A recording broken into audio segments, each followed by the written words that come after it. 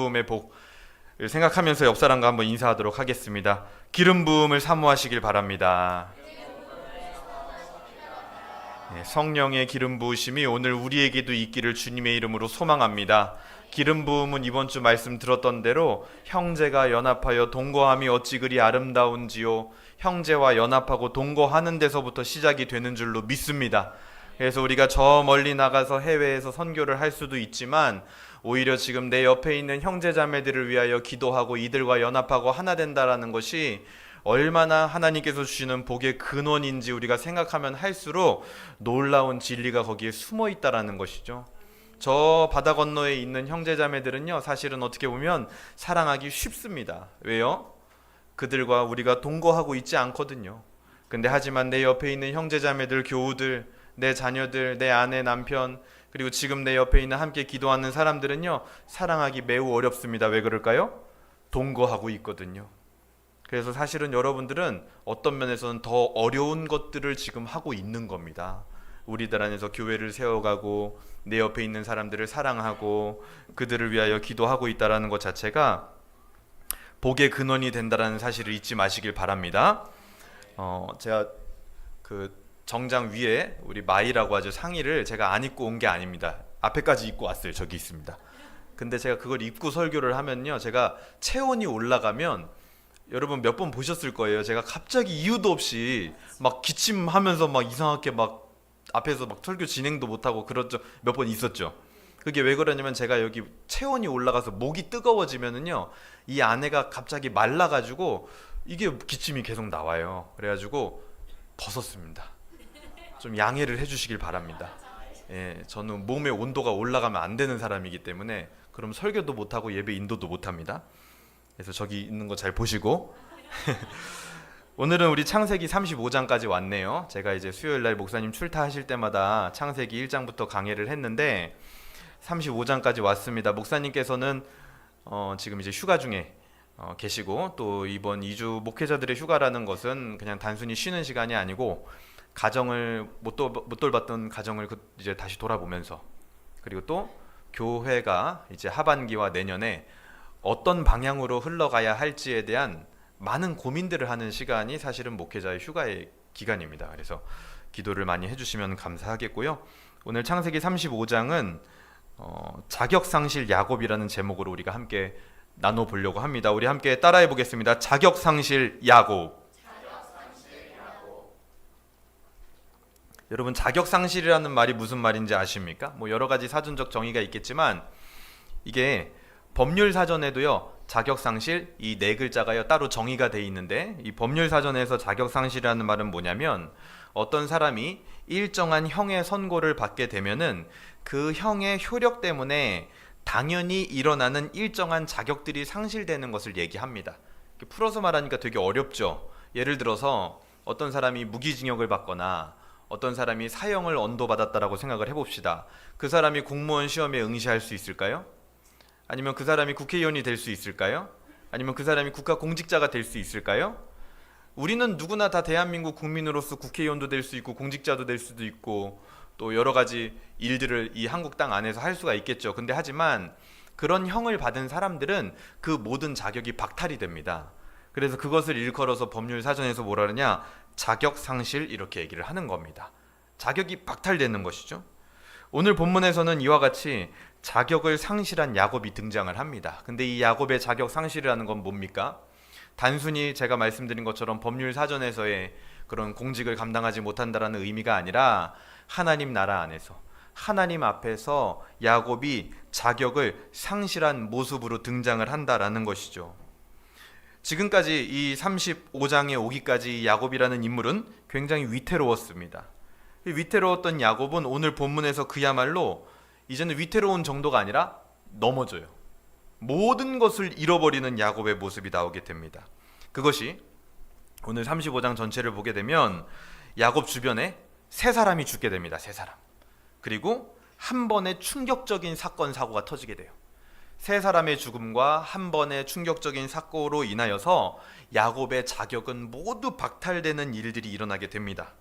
근데 하지만 이 자격 상실이 적용될 만한 형벌을 받고 있는 사람에게 특별한 사면, 8.15 광복절 특사, 혹은 대통령이 새로 취임했을 때 대통령 특사 같은 것들이 주어졌을 때 어떨까요?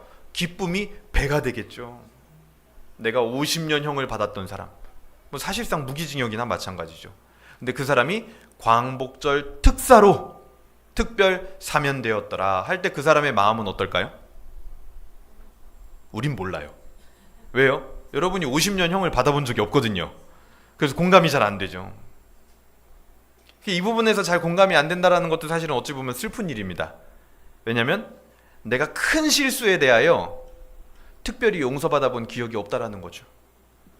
굉장히 안타까운 우리의 환경과 현실들을 보여주고 있는 겁니다. 사실은 이 세상의 흐름도 나타내고 있는 거고요. 오늘 야곱에게도요, 인간적인 자격은 완전히 상실되지만 아주 특별한 은혜가 주어집니다. 그래서 우리는 본문을 통해 먼저는 이 야곱뿐만이 아니라 우리가 지금 야곱처럼 자격을 상실한 방향, 자격이 없는 방향으로 우리는 끊임없이 흘러가는 존재이구나 라는 것을 첫 번째 발견을 해야겠습니다. 그리고 두 번째는 야곱에게 임했던 특별한 은혜가 오늘 우리에게도 임할 수 있다는 것을 발견하는 시간이 되기를 주님의 이름으로 소망합니다. 우리 1절로 한번 들어가 보겠습니다. 1절부터 8절까지는 오늘 우리가 읽었던 9절부터 15절까지의 이제 배경이 되겠죠. 1절입니다. 하나님이 야곱에게 이르시되 일어나 베델로 올라가서 거기 거주하며 내가 내 형 에서의 낯을 피하여 도망가던 때에 내게 나타났던 하나님께 거기서 제단을 쌓으라 하신지라 하고 하나님이 야곱에게 베델로 가라. 베델은 어떤 곳입니까? 여러분 기억하세요?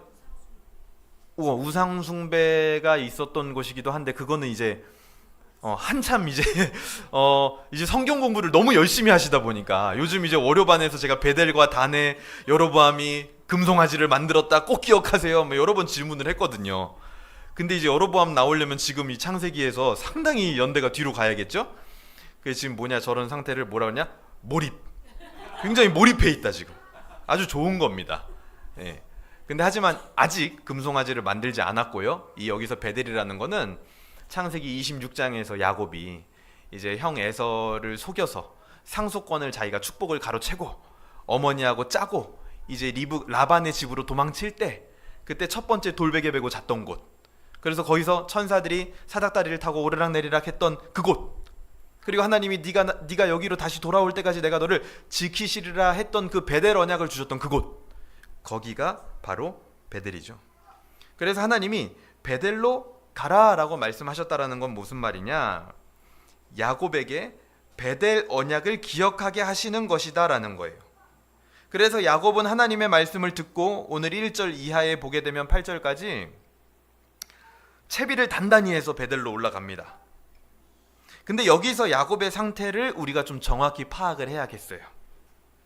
자, 야곱이 지금 이 본문 35장 이 상태에 이 시점에 야곱이 하나님을 믿고 있었나요? 믿지 않고 있었나요? 믿지 않아요? 아니요. 야곱은요 지금 하나님이 인도하시고 시키신 대로 갔다가 돌아오는 과정이에요. 라반의 집에서도요 하나님께서 야곱의 꿈에 현몽하사 나타나셔서 이제 고향 땅으로 돌아가라. 그래서 돌아오게 된 거잖아요. 그렇죠? 물론 그 방법이나 그 과정이 하나님의 뜻을 이루어 간다라고 보기에는 상당히 무리가 있을 만큼 인간적인 수단들을 동원하기도 했지만 큰 틀에서 야곱은 지금 하나님께서 명령하신 대로 돌아오고 있는 겁니다. 야곱은요 하나님 안 믿고 있지 않아요. 하나님 믿고 있습니다. 야곱이 하나님의 말씀과 언약을 완전히 기억하고 있지 못한가요? 그렇지도 않아요. 야곱은요 이 성경 창세기 야곱 이야기를 여러분 정밀하게 자세히 읽어보세요. 야곱이요 은근히 하나님의 언약을 잘 기억을 하고 있습니다.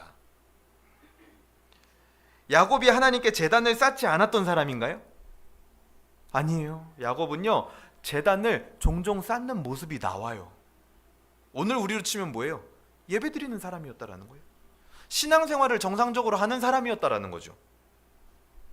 즉 야곱에게는 지금 우리가 언급했던 이런 문제들, 하나님 믿냐 안 믿냐, 하나님의 말씀을 기억하냐 못하냐, 혹은 예배를 드리냐 안 드리냐, 이거보다 훨씬 더 근원적인 문제가 지금 야곱에게 있다라는 거예요. 왜냐하면 야곱에게 항상 뭔가 문제가 있다라는 냄새가 나죠.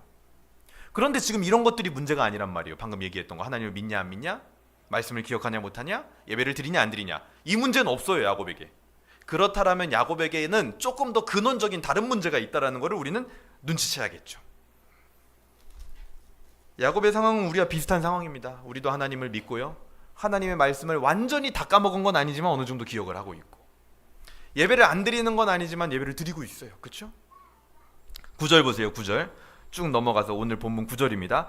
야곱이 밧단 아람에서 돌아오며 하나님이 다시 야곱에게 나타나사 그에게 복을 주시고, 이렇게 얘기합니다.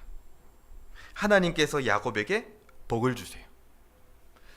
베델에서 야곱에게 언약을 맺어주신 하나님은요, 그때나 지금이나 시간이 수십 년이 흘렀지만 여전히 어떠세요? 신실하십니다. 하나님은 동일해요. 베델에서 한 언약을 그대로 이루시는 분입니다. 오늘 본문에서도 야곱에게 복을 주시잖아요. 야곱이 비록 인간적 노력과 엉뚱한 결정을 하고 중간에 사건 사고도 많이 일어났지만 하나님께서는 그런 야곱의 겉모습, 야곱이 사고친 것, 그런 조건들을 보시고 하나님의 복을 주시고 안 주시고를 결정하는 게 아니라 그야말로 조건 없는 은혜를 끝없이 야곱에게 지금도 베풀어 주고 계시다라는 거예요. 그런데 한번 야곱을 생각해 보죠. 야곱은요, 이 베델 언약을 맺을 때부터 어땠냐? 조건을 달았습니다. 자, 이 차이예요. 하나님은 야곱이 무슨 사고를 쳐도 지금 조건 없이 계속 복을 주세요. 은혜를 주시고요, 언약을 갱신해 주십니다. 그런데 야곱은 출발부터 달라요. 베델 언약 기억하세요, 여러분? 베델 언약 딱 맺을 때 하나님이 야곱에게 내가 너와 함께하고 내가 너를 이 땅에 돌아오기까지 너를 지키리라 말씀 딱 해주시니까 야곱이 뭐라 그랬어요? 우리 성경 공부 때 많이 얘기했죠? 아멘 한 게 아니라 그렇게 하시오면 제가 하나님에게 10분의 1도 바치고 하나님이 나의 하나님이 되시겠습니다 라고 뭐예요? 야곱은 처음부터 조건을 달았다라는 거예요. 그게 야곱과 하나님의 차이입니다. 하나님은요, 무조건이에요. 그렇게 복을 주고 있어요. 근데 야곱은 조건을 계속 달고 있는 거예요. 자, 야곱이 왜 이렇게 조건을 달까요? 야곱이 하나님에게 자꾸만 그런 조건을 다는 그 생각의 이면에는 뭐가 있었을까요? 자신도 하나님께 무엇을 해야지만 될 것이다 라고 생각을 해서, 자, 다른 말로 뭐냐, 내가 하나님께 뭘 해야 하나님이 나에게 뭘 해주시겠지, 그러니 하나님도 나에게 뭘 해주면 나도 뭘 하겠습니다. 이 관계가 야곱의 머릿속에, 도식 속에 딱 잡혀져 있는 거예요. 그러니까 하나님이 나한테 뭐 조건 없이 뭘 해준다고 해도 하나님이 그렇게 해주시면 나는 이렇게 하겠습니다라는 조건을 자꾸만 다는 거죠. 그리고 자기가 하나님 앞에 신앙생활을 하고 인도받아 갈 때에도 마찬가지예요. 그런 성향이 불쑥불쑥 튀어나오는 거예요. 내가 자꾸만 뭘 하려고 하는 거예요. 그러니까 야곱의 인생은 사건과 사고가 가득한 겁니다. 그냥 하나님을 따라오며 하나님께 나아오면 하나님은 여전히 오늘 9절처럼 복을 주시는 분이란 말이에요. 근데 야곱의 머릿속에 지금 완전히 하나님과 자신의 관계를 뭐예요? 소위 말하는 기브 앤 테이크의 관계로 전락시키고 있는 겁니다. 내가 뭘 주면 하나님도 나에게 뭐 주고, 하나님이 나한테 뭐 주면 나도 하나님한테 뭐 주고, 기브 앤 테이크. 이것이 바로 야곱의 근원적인 문제의 시작입니다. 하나님에 대해서 굉장히 큰 오해를 하고 있다라는 거예요. 아니, 그 오해에 사로잡혀 있다라는 거죠. 이것은요, 단순히 야곱의 문제가 아니라 사실은 여기 이 자리에 나와 있는 여러분, 사실 우리의 문제입니다. 이것은 사탄의 오래되고 근본적인 전략이에요. 뭐요? 하나님에 대해 오해하게 만드는 거. 죄로 인해서 부패한 인간의 습성이기도 합니다. 인간은요, 창세기에서부터 하나님의 성품을 왜곡하는 그 속임에 넘어갔다라는 사실을 여러분은 기억하셔야 됩니다. 하와가 말했던 뱀이 나를 꿰어 내가 먹었나이다라고 할 때 그 뱀의 꿰이 무엇이었냐고요. 하나님은요, 아담과 하와에게 동산 모든 나무의 실과를 임의로 먹으라라고 하셨고 그 뒤에 단 한 가지 금지하신 것이 있었어요. 근데 하지만 뱀은 딱 나타나서 뭐라 그랬죠? 하나님이 너희에게 동산 모든 나무의 실과를 정녕 먹지 말라고 하시더냐? 정확하게 하나님을 속이는 거예요. 하나님을 왜곡하는 겁니다. 하나님을 인간을 억제하는 존재로, 뭘 못하게 하는 존재로, 하나님을 째째하고 옹졸한 분으로 하나님을 왜곡하는 거예요. 그게 태초부터 있었던 뱀의 전략입니다. 전략. 창세기에서 뱀으로 기록되었던 사탄의 존재는요, 여러분 계시록에 가보세요. 뭐라고 나와요? 용이라고 나와요. 용. 뱀과 용의 이미지를 여러분 머릿속에 그려보세요. 뭐가 더 대단해 보여요? 용이 더 대단해 보이죠. 동서양을 막론하고 스네이크보다는 드래곤, 뱀보다는 용이 더 대단한 존재라고 얘기를 할 겁니다.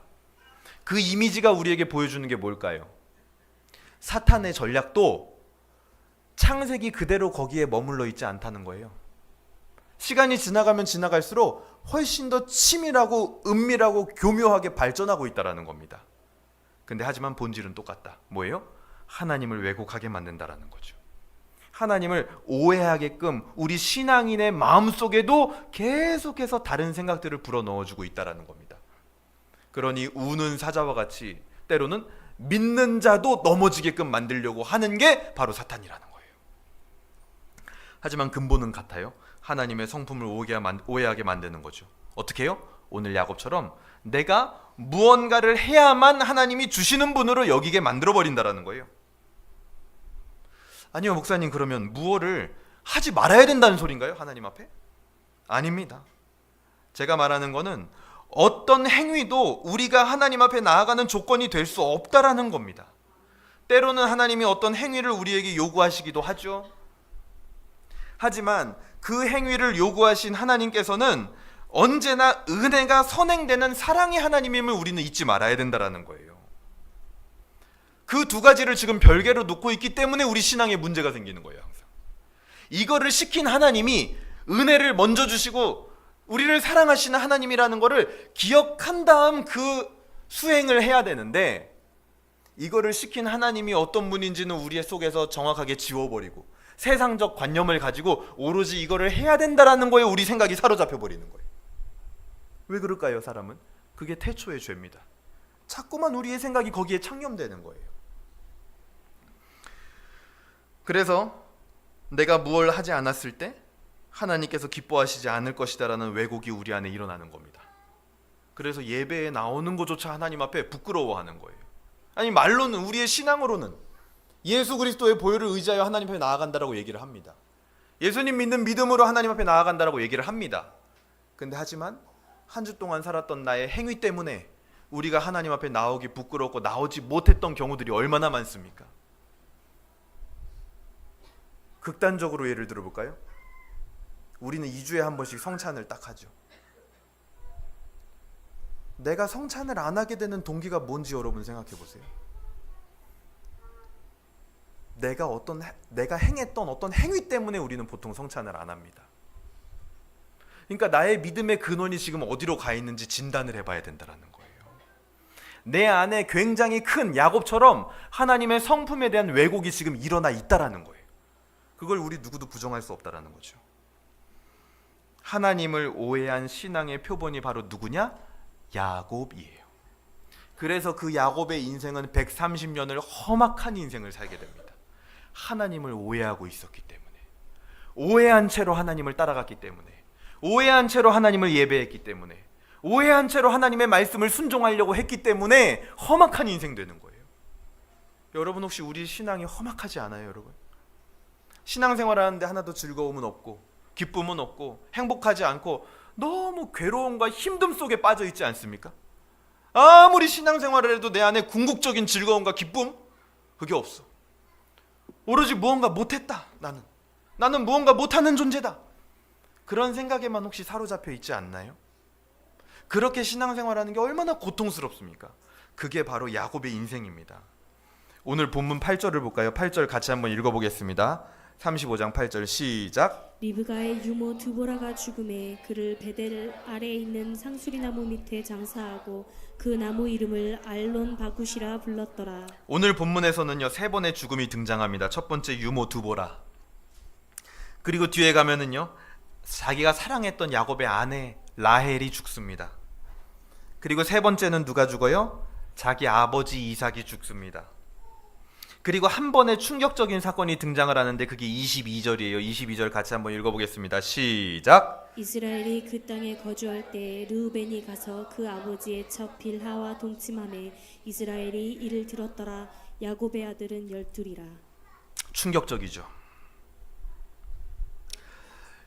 르우벤, 야곱의 장자였던 르우벤이 자기 서모, 다른 엄마였던 빌하와 동침하는 사건. 충격적인 사건이죠. 그리고 앞서 등장한 이 세 번의 죽음도요, 야곱에게는 굉장히 충격적인 일입니다. 유모 드보라, 이상하게 성경에는요 그 야곱의 친모였던 리브가의 죽음에 대해서 기록을 안 하고 있어요. 리브가의 어떤 이 남편을 속인 것에 대한 어떤 그런 성경의 질책인지 정확한 원인은 우리가 알 수는 없지만 어쨌든 기록 안 하고 있습니다. 그 말인즉슨 지금 여기 등장하는 유모 드보라라는 존재는 야곱에게는 어머니 리브가를 대변할 수 있을 만큼 굉장히 중요한 존재라는 거예요. 그러니까 유모 드보라가 죽었다라는 건 야곱에게는 엄마가 죽은 거예요. 그리고 자기 아내 라헬이 죽었죠. 사실은 야곱이 아내가 넷이 있었지만 그 중에 진짜 아내는 누구예요? 야곱의 요즘 말로 찐사랑. 야곱의 찐사랑은 누굽니까? 라헬이에요. 라헬이 죽으면 아내 다 죽은 거예요. 라헬 이후로 여러분 야곱 자식 태어났어요? 안 태어나요. 자기 아내가 죽어버렸는데 그 정도로 야곱에게는 충격적인 겁니다. 아내가 죽었어요. 그리고 세 번째 누가 죽었어요? 이삭. 자기 아버지 이삭은 뭡니까? 자기의 모든 정체성의 근원이에요. 자기의 모든 축복의 근원입니다. 자기가 당당하게 살아갈 수 있는 그 근원이 되는 분이 바로 이삭이란 말이에요. 근데 그 이삭도 죽었어요. 그리고 이제는 자기의 미래를 이어가야 될 자기 아들 중에 장자 르우벤은 뭐하고 있어요? 서모 빌하와 통간하여 완전히 집안 망신을 주면서 충격적인 사건으로 발생하고 있는 거죠. 이 세 번의 죽음과 한 번의 사건이 보여주는 것은 무엇입니까? 이 세 번의 죽음과 한 번의 사건은요, 야곱이 가지고 있었던 모든 외적인 요소를 포함하는 거예요. 자기 어머니, 자기의 배경이 되는 아버지, 자기 아내, 자식. 여러분 생각해 보세요. 여러분 인생에 어머니, 아버지, 자식, 아내 빼면은 뭐가 남아요? 물론 우리 아직 결혼 안 한 청년들도 있지만 다 그럴 거예요. 여러분 결혼하신 분들 생각해 보세요. 내 엄마, 내 아빠, 내 자식, 내 아내, 내 남편 빼봐요. 뭐가 남는지. 인생 뭐 살 이유가 있겠습니까? 그거 빼면은? 그러니까 우리 인간의 모든 외적인 요소인 거예요. 이게 지금 그 외적인 요소들이 어떻게 됐다? 없어졌다. 야곱에게는. 그것이 없어졌는데도 불구하고 하나님은 야곱에게 복을 주셨다라는 말은 뭐냐면 그 외적인 요소와 조건이 하나님과 야곱의 관계를 규정할 수 없다라는 것을 분명하게 보여주고 있는 겁니다. 그 외적인 모든 요소가 다 사라져서 야곱의 자격이 박탈된다 할지라도, 야곱이 별거 아닌 존재가 된다 할지라도 하나님과 야곱 사이를 막을 수 없다라는 거죠. 야곱은 이 죽음과 사건들을 통하여 완전히 자격을 상실한 존재가 됩니다. 자기를 축복했던 아버지도 사라졌죠. 자기를 지지해줬던 어머니와 같은 유모도 사라졌습니다. 진정으로 사랑했던 자기 편이었던 아내 라헬도 사라졌어요. 든든한 장자도 이제는 의미가 없어졌습니다. 여기서 르우벤이요, 장자의 권한이 거의 박탈돼요. 그리고 시므온과 레위 둘째 셋째는 어떻게 돼요? 이전에 그 세겜 족장 사람들을 죽여가지고 거기도 이미 자격 박탈됐죠. 그래서 넷째인 유다가 장자의 권한을 이어받게 되는 거거든요. 야곱은 이 일들을 겪으면서 자신의 존재를 잃어버린 겁니다. 자격을 완전히 상실한 것처럼 느꼈을 거예요. 이게 오늘 우리로 친다면 어떤 걸까요? 내 자격의 근원. 때로는 저도 그런 생각을 많이 해봅니다. 제가 목회를 하고 목사가 되다 보니 나에게도 든든한 내 목회의 조언과 어떤 철학을 지도해 줄 수 있는 목사 혹은 장로님 아버지가 있었으면 얼마나 좋았을까. 그리고 나에게도 남들이 다 있는 것처럼 든든하게 내 인생을 뒷받침해주며 기도해 줄 수 있는 권사님 같은 어머니가 있었으면 어땠을까. 든든한 아버지도 없고 기도하는 어머니도 없고. 그것도 우리 한번 생각해 보죠. 우리가 키우고 있는 우리 자녀들, 르우벤처럼 내 뜻대로 안 되죠. 내 마음이야 이 아이를 잘 키우고 싶죠. 근데 하지만 우리 뜻대로 안 됩니다. 우리도 마찬가지 야곱처럼 자격이 거의 상실되어져 있는 존재라는 거예요. 여러분 아버지를 생각해 보세요. 물론 감사한 분도 있을 겁니다. 존경하고 자랑할 만한 분도 있을 겁니다. 여러분 아버지와 어머니를 생각했을 때, 내 아내와 남편을 생각했을 때, 내 자식을 생각했을 때. 근데 하지만 그러지 못한 부분도 있다라는 점이 우리의 현실이라는 거죠. 근데 하지만 중요한 건 오늘 본문이 뭘 말합니까? 그런 것들이, 그런 조건들이 비록 내 뜻대로 내가 바라는 대로 남들이 자랑스러워할 만큼 내 자식이 잘 크지 못했어도, 내 아버지가 어디 내놓아도 자랑할 만한 존재 같지 않아도, 내 어머니가 나를 위하여 기도하지 않고 어디 내놓아도 자랑할 만한 성품을 가지고 인품을 가진 그런 어머니가 아니어도 그것들이 우리와 하나님 사이를 감히 막을 조건이 되지 못한다라는 거예요. 그거를 기억해야 된다라는 겁니다. 이런 외적인 조건들이 하나님과 야곱의 관계의 조건이 되지 못한다라는 거죠. 하나님과 야곱 사이에 사실 그것들은요, 어떤 면에서는요, 필요 없습니다. 하나님과 야곱이 관계하기 위해서 그것들은 아무 필요도 없는 것들이에요. 10절에서 12절을 한번 볼까요? 하나님이 그에게 이르시되 내 이름이 야곱이지만은 내 이름을 다시는 야곱이라 부르지 않겠고 이스라엘이 내 이름이 되리라 하시고 그가 그의 이름을 이스라엘이라 부르시고 하고, 그 뒤에도 마찬가지. 하나님께서 야곱에게 또다시 복을 주시는 내용을 이야기하십니다. 야곱의 존재를 아예 바꿔버려요. 하나님. 하나님과 야곱의 관계를 규정하는 것은 오직 하나님께서 주시는 은혜, 언약, 그거밖에는 없습니다.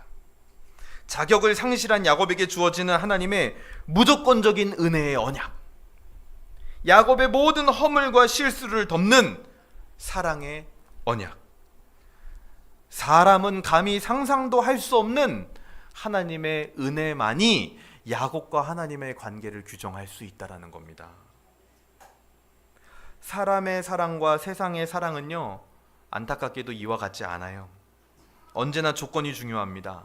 언제나 기브앤테이크의 사랑이 오고 가는 곳이 이 세상이에요. 심지어 여러분 잘 생각해 보세요. 부모 자식 간에도 그런 게 있다니까요.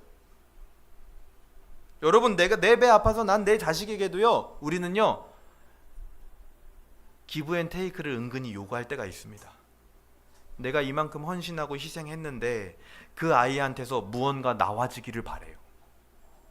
기브앤테이크죠. 부모한테라도 마찬가지라니까요. 마찬가지 우리는 형제간에도 그런 게 있습니다. 기브앤테이크, 은근히 바라는 게 있다라는 거예요. 그래서 그게 채워지지 않을 때 섭섭하죠. 밉죠. 교우 간에도 있습니다. 내가 이렇게 했는데 무언가 나에게 다시 돌아오기를 바랍니다. 우리는 그런 조건적 사랑의 한계에 빠져 있다라는 사실을 인정해야 돼요. 내가 내 자식이니까 나는 무한정 아주 숭고한 사랑을 할 것이다? 아니요. 그건 애초에 불가능합니다. 안 돼요. 아무리 내 자식이라도. 이 세상에서, 이 온 우주에서 무조건적인 건 딱 하나예요. 하나님의 은혜와 구원만이 무조건적인 것으로 믿으시길 바랍니다. 하나님의 사랑은요, 무조건적이에요.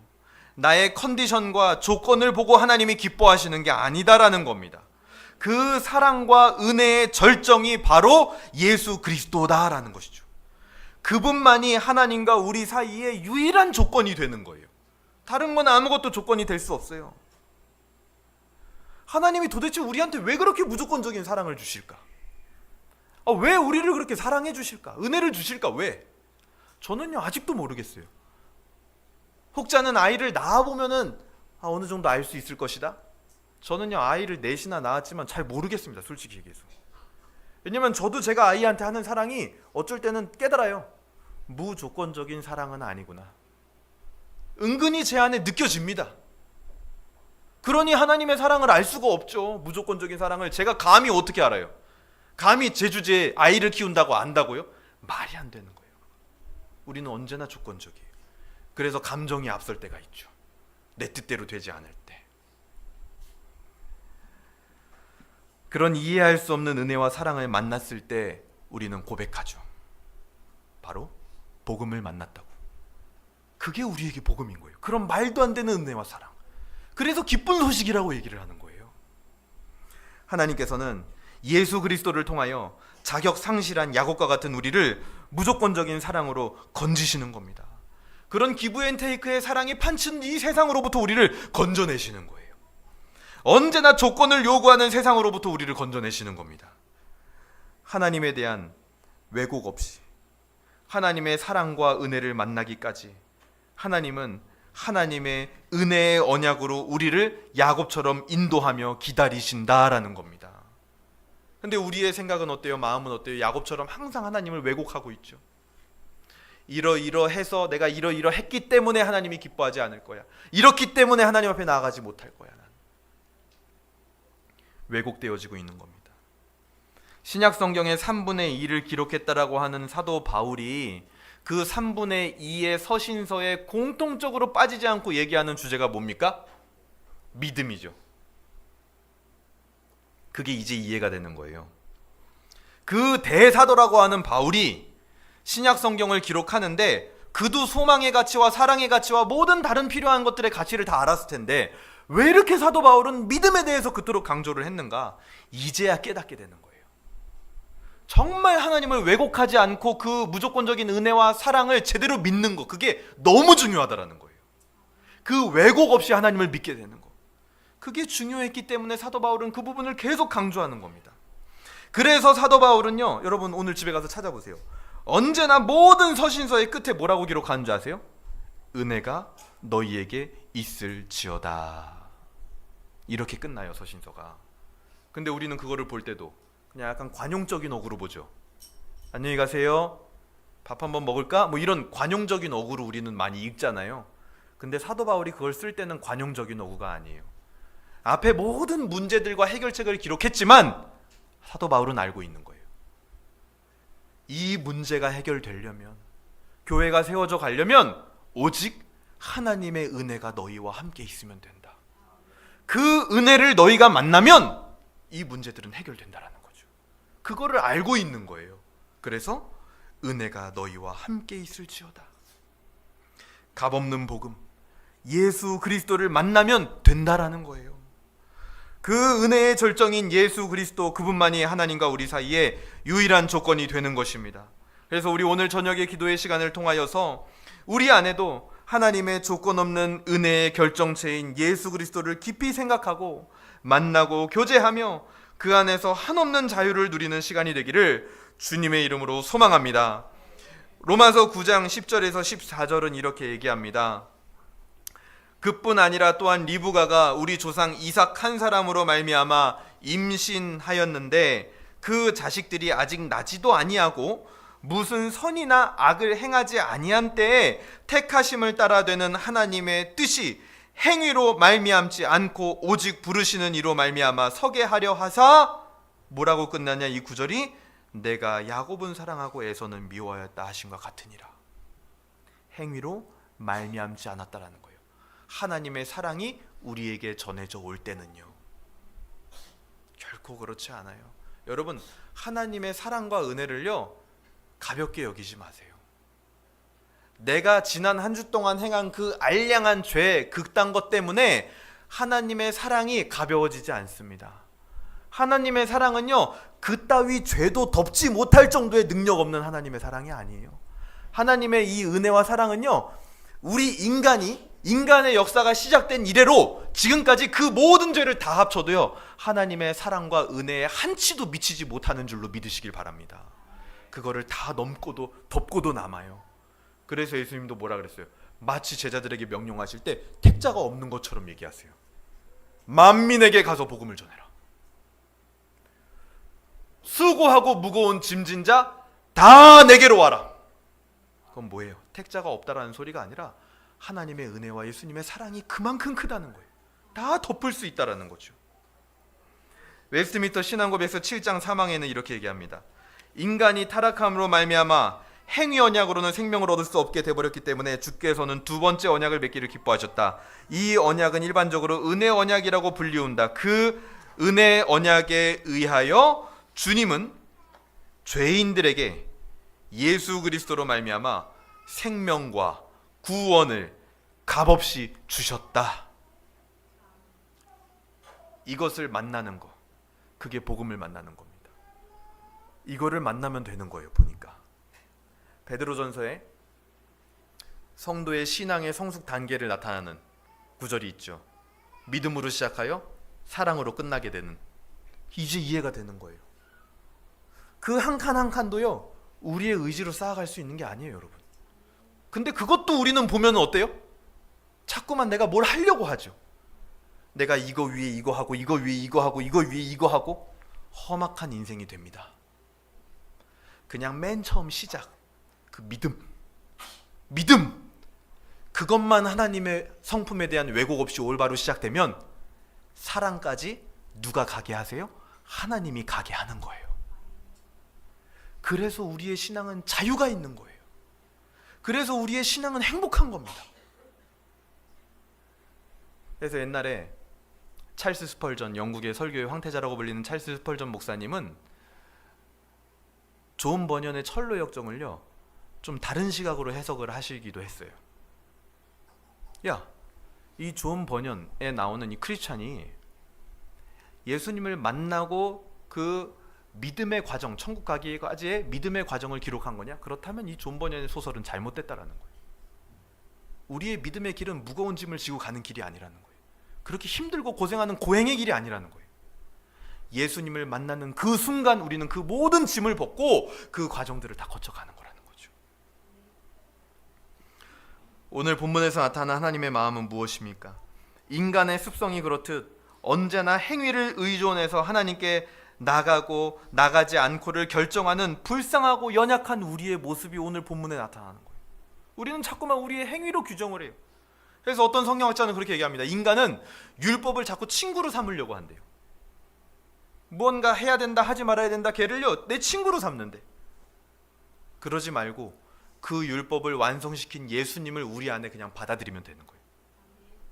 그럼 우리는 그때부터 율법을 그냥 꺼내서 쓰면 되는 겁니다. 즐겁고 행복하게. 친구로 두니까 자꾸 비교가 되는 거예요. 내가 이거 했네, 이거 못했네. 연약하고 불쌍한 우리인 거죠. 아직도 하나님을 잘 모르는 우리를 향하여 묵묵히 야곱을 부르셔서 복주시듯 오늘도 우리를 이 자리로 부르셔서 잠잠히 하나님이 어떤 분인지 보여주시고 하나님이 어떤 분인지 지도받지 못하여 목자 없는 양같이 기진한 양떼들을 돌보시듯 불쌍히 여기시는 예수님의 심정이 오늘 본문에 나타나 있는 겁니다. 오늘 말씀을 어떻게 적용할 수 있을까요? 하나님과 나 사이의 관계의 근원을 예수 그리스도 외에 다른 어떤 행위나 나의 경건으로 삼았던 모습들이 있다면 오늘 야곱의 가족들이 하나님 앞에 나아갈 때 그 모든 귀걸이와 우상 숭배를 다 상수리나무 아래 묻었던 것처럼 우리도 묻어야 됩니다. 아무리 우리가 경건의 모양을 갖추어도요, 그곳에 그런 행위로 규정되는 하나님의 성품을 왜곡한 그곳에는 경건의 능력이 안 나타나요. 아무리 경건의 모양을 갖추어도요, 내 행위가 완벽해도요. 왜요? 하나님의 값없는 무조건적인 그 은혜의 능력이 그 경건 안에 들어있지 않기 때문이죠. 우리의 경건의 능력이라는 것의 가장 기초는 하나님의 값없는 은혜인 줄로 믿으시길 바랍니다. 말씀을 마치겠습니다. 우리는 야곱과 그의 가족들이 상수리나무 아래 이방 신상들을 버린 것처럼 우리가 세상의 방식으로 인식하고 있었던 하나님의 왜곡된 성품을 버리고 묻어야 합니다. 이때 묻는다라는 표현은요, 히브리어로 다만이라고 돼 있어요. 이건 뭐냐? 폐기한다라는 뜻이에요. 완전히 폐기해버려야 된다라는 거죠. 야곱은요 늘 똑같았어요. 실수했습니다. 하지만 하나님께서 먼저 야곱을 이스라엘로 바꿔 불러주셨어요. 거기에는 어떤 조건도 없었습니다. 여러분, 창세기는 어떤 책이에요? 성경 공부하면서 수도 없이 배웠죠. 하나님은 어떤 분인지 알려주는 책이 창세기 아닙니까? 하나님은 우리 안에 아브라함처럼 믿음을 창조하시고 야곱처럼 무조건적인 은혜를 베풀어 주시는 분임을 창세기는 보여주고 있는 거예요. 자격 상실한 우리에게 하나님께서 베풀어 주신 은혜는 무엇입니까?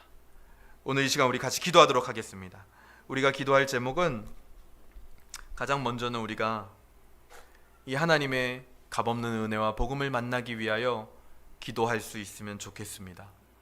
혹시라도 우리 안에 내가 아직까지 그 하나님의 은혜와 복음을 만나지 못한 분들이 있다면 이 시간 마음의 문을 열고 하나님 앞에 진솔하게 기도하시길 바랍니다.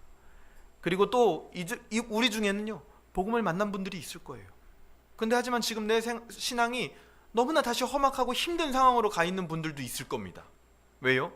그게 우리의 습성이에요. 자꾸만 그럴 때 무엇을 위해서 기도해야 될까요? 내 안에 있었던, 내가 만났던 그 복음이, 그 복음의 감격이 다시 한번 재발견되게 하여 주시옵소서.